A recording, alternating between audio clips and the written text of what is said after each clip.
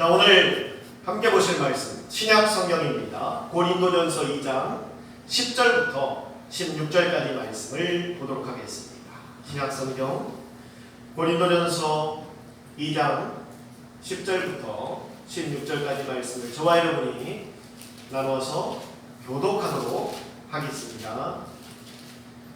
온라인으로 예배 드리시는 분들께서도 함께 교독해 주시길 바랍니다. 제가 10절 말씀부터 먼저 읽겠습니다. 오직 하나님이 성령으로 이것을 우리에게 보이셨으니 성령은 모든 것, 곧 하나님의 깊은 것까지도 통달하시느니라. 사람의 일을 사람의 속에 있는 영 외에 누가 알리요? 이와 같이 하나님의 일도 하나님의 영 외에는 아무도 알지 못하느니라. 우리가 세상의 영을 받지 아니하고 오직 하나님으로부터 온 영을 받았으니 이는 우리로 하여금 하나님께서 우리에게 은혜로 주신 것들을 알게 하려 하심이라. 우리가 이것을 말하거니와 사람의 지혜가 가르친 말로 아니하고 오직 성령께서 가르치신 것으로 하니 영적인 일은 영적인 것으로 분별하느니라. 육에 속한 사람은 하나님의 성령의 일들을 받지 아니하나니 이는 그것들이 그에게는 어리석게 보이며 또 그는 그것들을 알 수도 없나니 그러한 일은 영적으로 분별되기 때문이라. 신령한 자는 모든 것을 판단하나 자기는 아무에게도 판단을 받지 아니하느니라. 누가 주의 마음을 알아서 주를 가르치겠느냐? 그러나 우리가 그리스도의 마음을 가졌느니라. 아멘. 오늘 함께 볼 말씀의 제목은 변신과 변화입니다. 변신과 변화. 3장.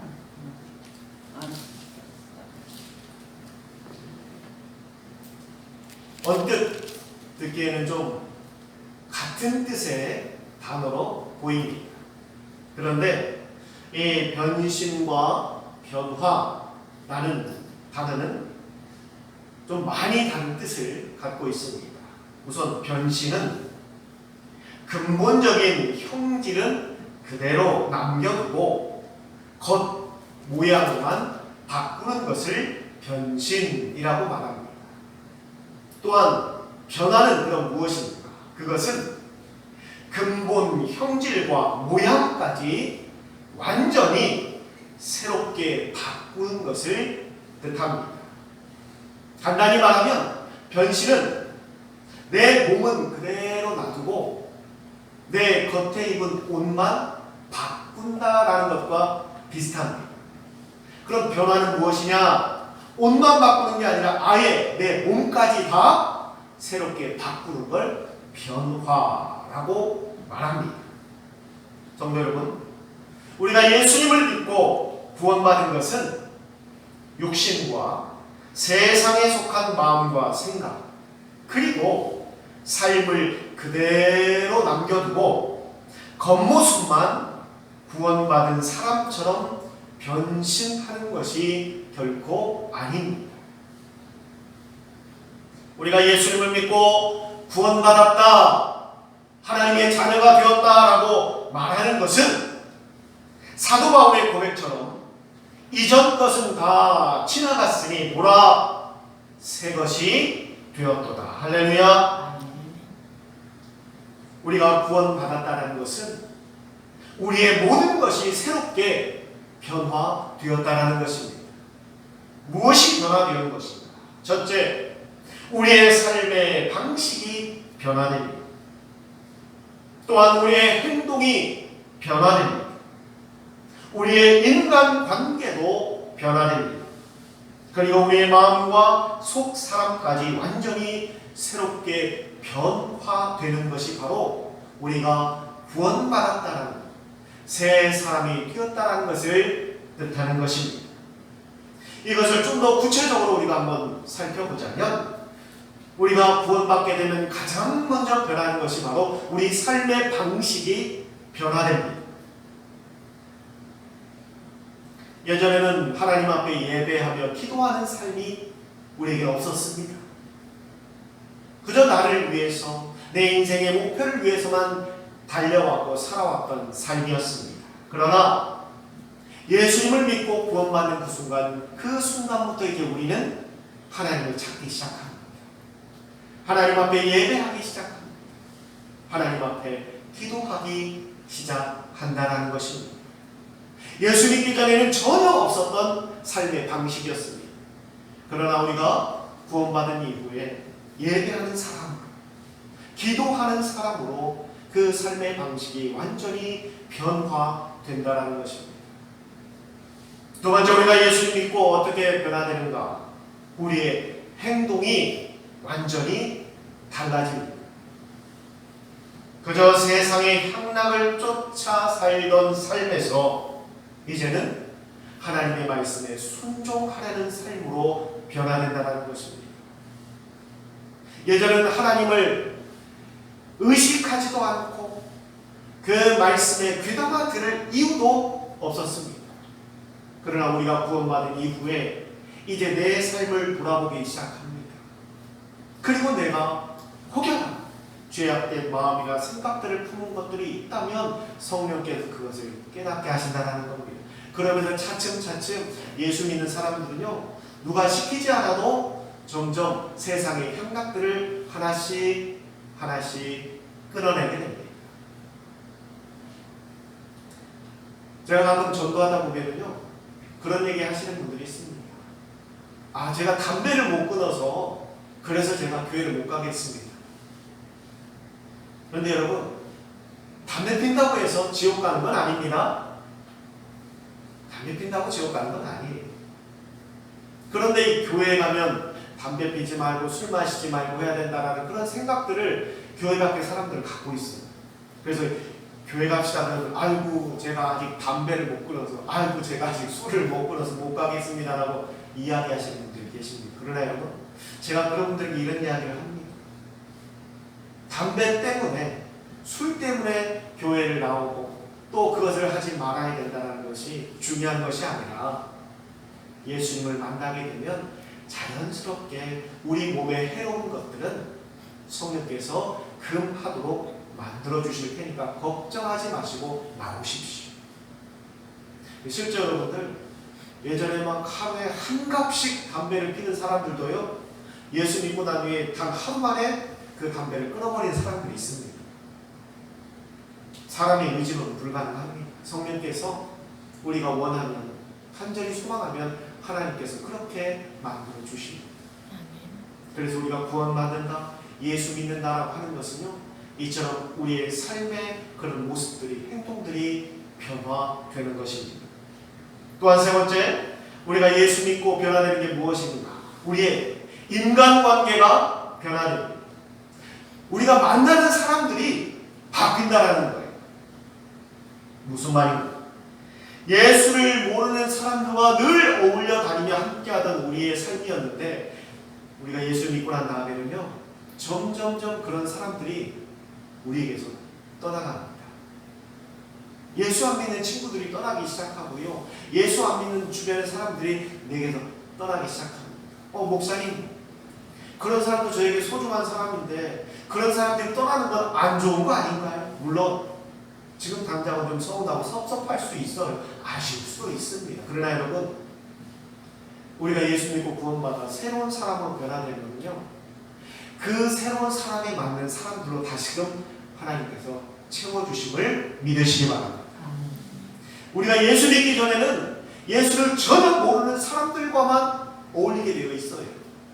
그런데 우리가 예수 믿기 시작하면서부터 하나님은 그런 사람들이 하나둘씩 떠나고 예수 믿는 사람들, 정말 믿음 안에 함께할 수 있는 사람들, 하나님께서 나를 돕기 위해 붙여주는 사람들로 내 주변을 하나님이 채워주신다는 겁니다.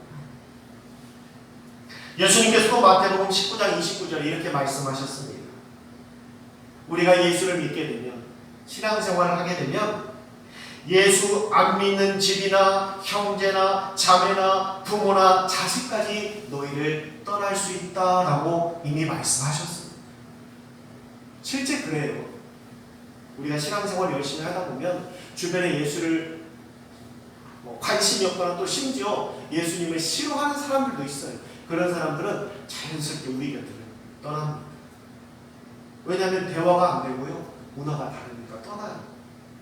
그러나 예수님이 그 뒤에 뭐라고 말씀하신지 아십니까? 그러나 너희에게는 내가 영생을 주겠노라. 할렐루야. 더 큰 은혜와 축복을 부어 주신다는 것. 그런 여러분 두려워하지 마시고 걱정하지 마세요. 내 주변에 예수 안 믿는 사람들이 하나둘씩 떠난다고 해서 아쉬워하지 마시기 바랍니다. 하나님은 나에게 더 좋은 사람들로, 믿음의 사람들로, 하나님께서 나에게 붙여주시는, 나에게 도움이 되는 사람들로 하나님은 그 자리를 채워주십니다. 이처럼 우리가 신앙생활을 하게 되면 우리 인간관계가 달라진다. 또한 네 번째로 우리가 예수 믿고 구원받으면 우리의 마음가짐 자체가 변화됩니다. 예전에는 그저 시기하고 질투하고 미워하고 다투고 분노하고 욕심부리고 교만한 마음들로 살아갔던 우리의 마음들이요, 예수님을 영접하는 순간 그러한 마음들은 하나둘씩 내 곁에서 사라지기 시작합니다. 그러면서 사랑의 마음으로, 순종의 마음으로, 배려하는 마음으로, 낮아지는 겸손으로, 욕심을 버리고 언제나 감사하는 마음으로 변화된다는 것입니다. 이처럼 우리가 예수 믿고 구원받게 되면요, 그냥 내 겉모습만, 전에는 그냥 빈손으로 다녔던 내 손에 성경책 하나 들리는 이런 겉모습만 변하는 것이 아니고요, 우리의 삶의 방식이 바뀌고 우리의 행동이 달라지고 우리의 인간관계가 달라지고 우리의 마음가짐이 완전히 새롭게 변화된다는 것입니다. 오늘 성경에서는요, 이게 왜 이렇게 되는가를 뭐라고 말하는지 아십니까? 그것은 우리가 구원받게 되면 내 안에 성령께서 임하시기 때문에 성령께서 나를 그렇게 변화시켜 주신다는 거예요. 그런데 여러분, 이게 안 좋게 변화되는 게 아니고요, 더 좋게 변화되는 겁니다. 우리에게 더 이롭게, 더 유익하게, 더 기쁨이 되게, 더 감사가 되게 우리를 이렇게 변화시켜 주신다는 겁니다. 얼마나 감사한 일입니까? 오늘 본문 말씀은요, 예수님께서 예수님의 똑같은 말씀을 듣고 예수님의 기적을 체험하고 예수님께서 행하신 그 역사를 똑같이 봤는데 어떤 사람들은 이해를 못하는 거예요. 반면에 어떤 사람들은 눈물을 흘리며 그 주님 앞에 감사와 영광을 드립니다. 여러분, 참 희한하지 않나요? 둘 다 똑같이 예수님 말씀을 들었어요. 둘 다 똑같이 예수님께서 행하신 기적과 역사를 두 눈으로 봤어요. 그런데 한 사람은 안 믿는 거예요. 한 사람은 아무 느낌이 없어요. 그 예수님의 말씀의 의도 자체도 깨닫지를 못해요. 그런데 한 사람은 예수님의 말씀을 깨닫습니다. 감사합니다. 그리고 심지어 예수님을 영접해요. 왜 이렇게 달라지게 되는 것일까? 똑같이 봤음에도, 똑같이 들었음에도, 똑같이 경험했음에도 왜 그렇게 전혀 상반된 반응을 보이게 되는 것입니까? 그 이유를 바로 오늘 이렇게 말하고 싶습니다. 단순히 예수님의 말씀을 듣고 변신한 사람은요, 예수님의 뜻을 깨닫지 못합니다. 그러나 예수님 말씀을 듣고 예수님을 영접하고 변화된 사람은 그 주님의 말씀을 온전히 깨닫게 된다는 것입니다. 이게 바로 변화와 변신의 큰 차이입니다. 구원받고 난 후에도 여전히 구원받기 전의 삶의 태도와 방식으로 살아가며 그 삶의 중심이 예수님이 아니라 언제나 내 자신이 되어 살아가는 사람. 한마디로 이걸 뭐라고 표현하냐면요, 구원받았지만 그저 약간 내 겉모습만 좀 변한 사람. 그런 사람들은요, 예수님의 말씀을 들어도요, 직접 예수님이 이 현장에 오셔서 예수님이 직접 이야기하셔도 못 알아듣습니다. 못 알아들어요. 깨닫지 못합니다. 오늘 본문에서 예수님 지금 그걸 이야기하고 계신 거예요. 지금 오늘 성경에서 누가 이야기하고 있습니까? 예수님이 이야기하고 계세요. 이 양목성 하는 게 아닙니다. 예수님이 이야기하시고요. 예수님이 역사를 직접 보여주셨고요. 예수님께서 기적을 직접 나타내 주셨어요. 그런데도 못 알아듣는 거예요. 깨닫지를 못하는 거예요. 지금 예수님이 그것을 이야기하고 있는 겁니다. 반면에 구원받고 난 후에 그 삶의 태도와 방식과 가치관과 생각이 변화하여 이제부터 내 삶의 중심은 내가 아니라 예수 그리스도다라고 생각하며 살아가는 사람들은 주님의 말씀을 듣고 그 뜻을 온전히 깨닫게 된다는 것입니다. 여러분, 이거 매우 중요한 이야기예요. 이것은 지금 우리 그리스도인들에게도 똑같이 해당되는 말씀입니다. 우리도 똑같이 하나님의 말씀을 듣고요. 우리도 똑같이 성경을 보고요. 우리도 똑같이 기도하고요. 우리도 똑같이 예배에 참여하고 있지만 어떤 사람들은 하나님의 은혜를 체험하며 감사하는 사람이 있는가 하면 어떤 사람은 지루해한다는 겁니다. 무슨 말인지 깨닫지를 못한다는 겁니다. 알아듣지를 못한다는 겁니다. 그리고 심심해하고 졸려한다는 겁니다. 왜 이런 상반된 반응을 보이는 것입니까? 그 사람의 특성 때문이 아닙니다.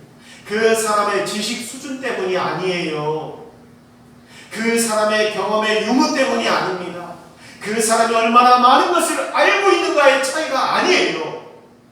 사람들을 오해합니다.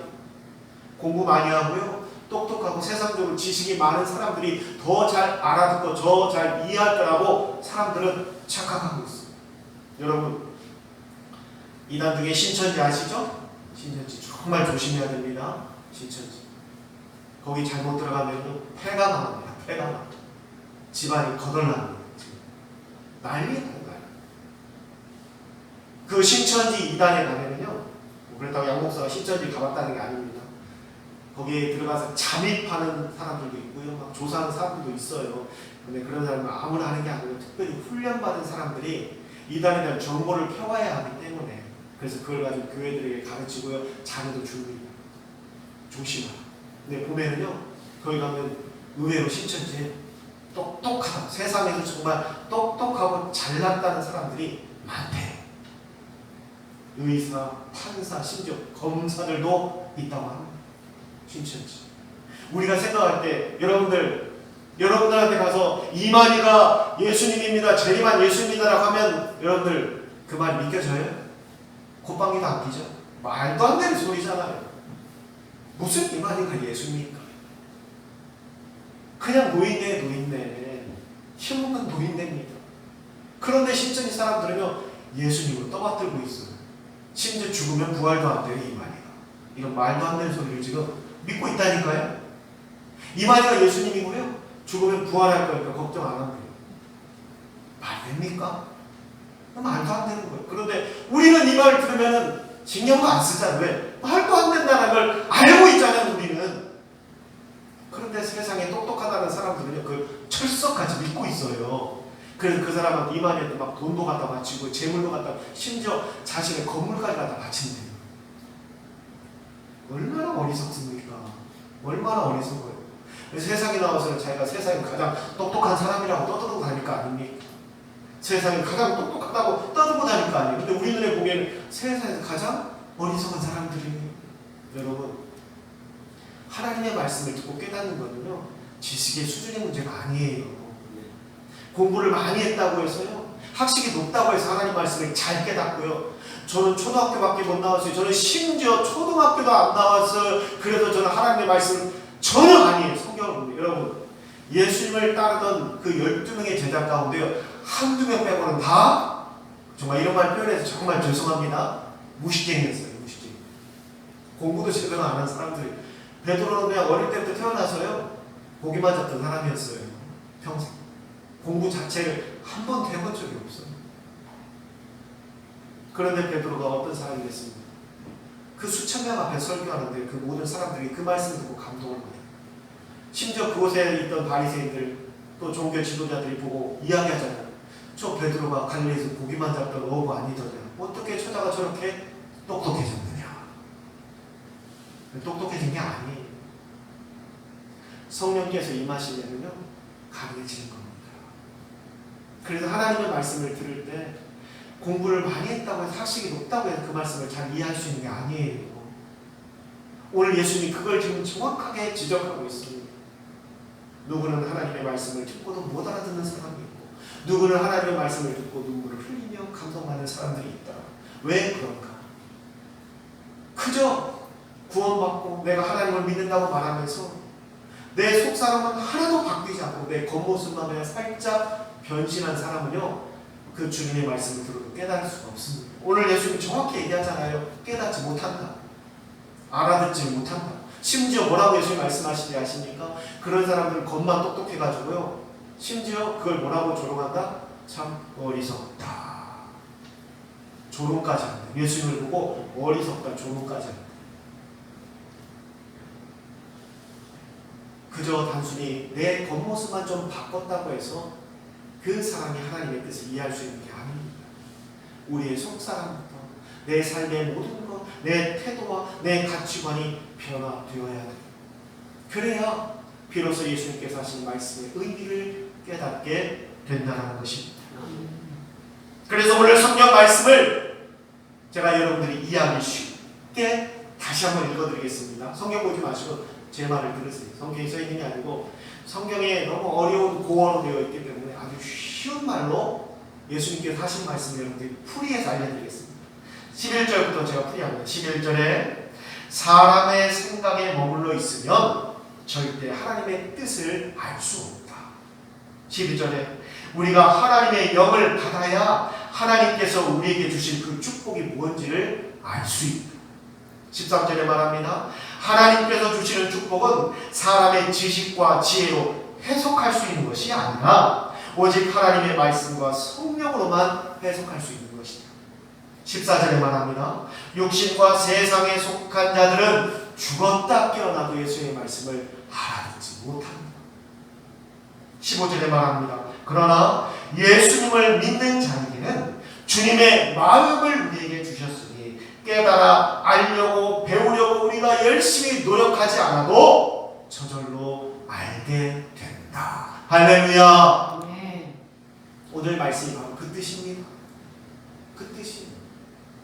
알려고 막 애쓰고 막 노력하고 최선을 다해서 하는 게 아니고요. 내 안에 계신 성령께서 저절로 알 수 있도록 만들어 주신다는 거. 왜? 내 마음이 열려 있기 때문에, 주님 앞에 활짝 열려 있기 때문에. 그 사이에 그 어떤 내 자존심, 내 교만, 내 경험, 내 지식, 내 생각, 내 주장, 내 가치관, 내 욕심, 내 교만 이런 것들이 다 없이 온전히 겸손함으로 주님을 향해 열려있기 때문에요.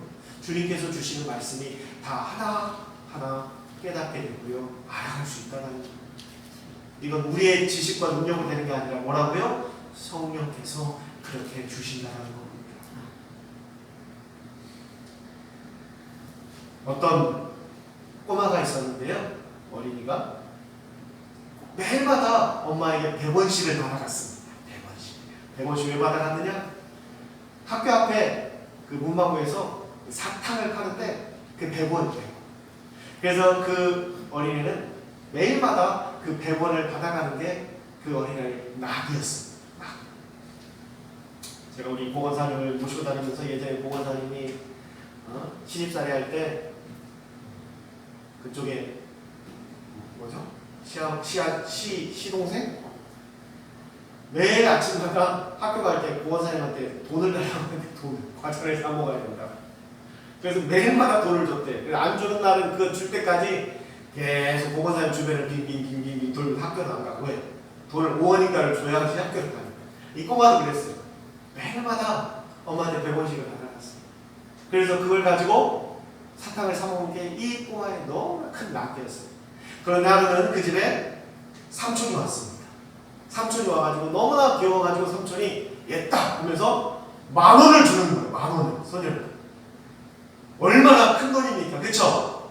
10,000원이면 사탕이 몇 개를 사 먹을 수 있어요 지금. 그런데 그 10,000원을 받더니 소년이 길에다 던져버리는 거예요. 그래서 막 우는 겁니다.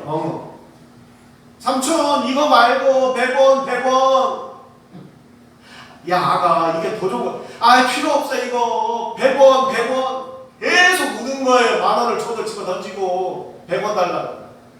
아무리 설명을 하고 이게 더 좋은 거다, 몇 배나 더 좋은 거다, 이거 가져가면 이거 100개를 살 수 있다고 얘기해도 필요 없어요. 애한테는 지금 100원이 중에 막 집어 던져요, 막 울어요, 막 떼를 써요. 안 되겠다 싶어 삼촌이 10,000원을 다시 걷어들고 200원짜리를 줬어. 100원짜리 2개를 줬더니 막 너무나 좋아서 뛰는 거예요. 이야, 2개 받았다고, 오늘 2개 받았다고. 오늘 2개 사 먹을 수 있다고 막 신난 거예요. 내일 100원 갖고 하나만 사 먹었는데 오늘 몇 개 사 먹을 수 있어요? 2개를 사 먹을 수 있다고.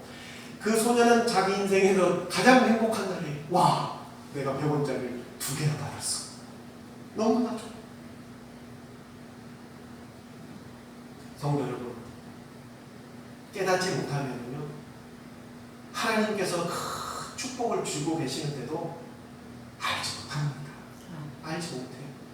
그냥 여전히 습관대로, 내가 살았던 습관대로 그냥 사는 것이 행복의 끝이라고 생각한다는 겁니다. 우리는 그런 꼬마와 같은 그런 삶을 살아서는 안 됩니다.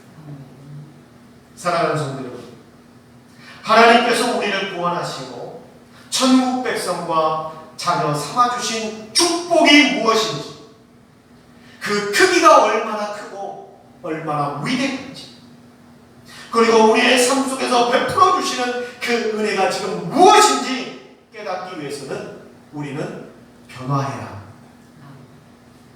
변화해야 그걸 알 수 있어요.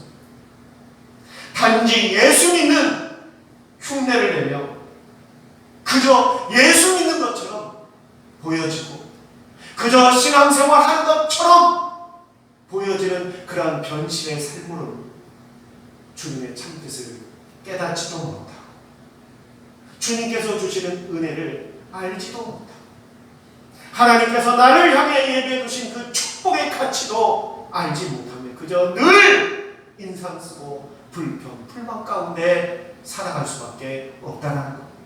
그러면서 자신의 인생을 한탄합니다. 왜 난 이렇게 지질이 복이 없을까? 나는 왜 이렇게 되는 게 없을까? 나는 왜 이렇게 불행할까? 나는 왜 남들처럼 행복하지 못할까? 늘 그렇게 한탄하는 인생만을 살게 된다는 것. 그리고 지금 내가 누리는 것이 내가 얻을 수 있는 행복의 전부라고 그렇게 우물한 개구리처럼 살아가게 된다는 겁니다. 하나님께서는 구원받은 그 백성들에게 하늘의 축복과 영원한 은혜 그리고 놀라운 기업을 우리에게 주셨습니다. 아멘. 그리고 그것을 누리며 살아가라고 말씀하셨습니다. 그래서 이제 우리는 변신이 아니라 변화를 이루어내야 합니다. 이것은 우리 개개인의 신앙뿐만이 아니라 우리 양일 침례교회도 그저 잠깐 겉모습만 바꾸는 변신이 아니라 완전히 그 속까지 바꾸는 변화를 이루어내야 합니다. 그래야 교회가 살고 그래야 우리가 살 수 있습니다.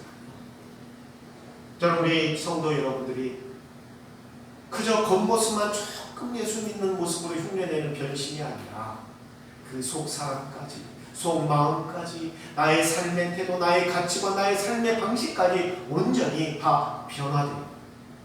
우리 주님께서 하시는 귀한 말씀들을 다 깨달아가며 나를 향해 예배해 주신 그 은혜와 축복들을 누리며 살아가는 우리 성도 여러분들이 되시기를 주님의 이름으로 축원합니다. 아멘. 기도하겠습니다.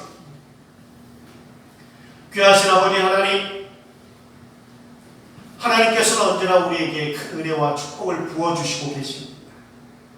그런데 우리는 내 삶의 은혜와 축복이 없다라고 말하고 있습니다. 하나님은 분명히 지금 이 시간에도 우리에게 내려주고 계시는데 왜 우리는 그것을 알지 못하고 있는 것입니까? 오늘 예수님께서 분명히 말씀하셨습니다.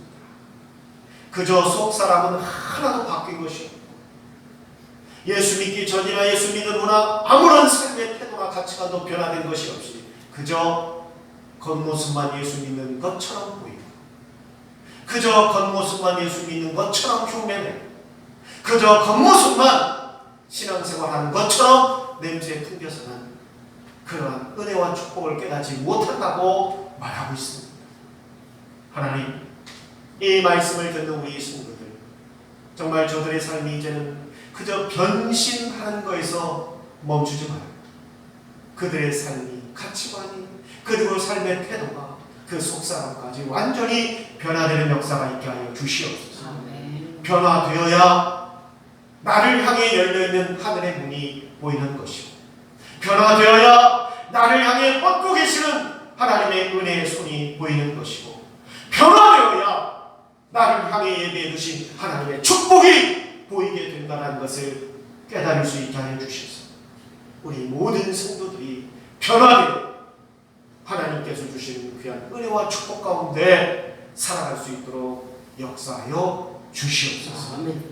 이 모든 것 살아계신 예수님의 이름으로 감사하며 기도드리옵니다. 아멘. 아멘.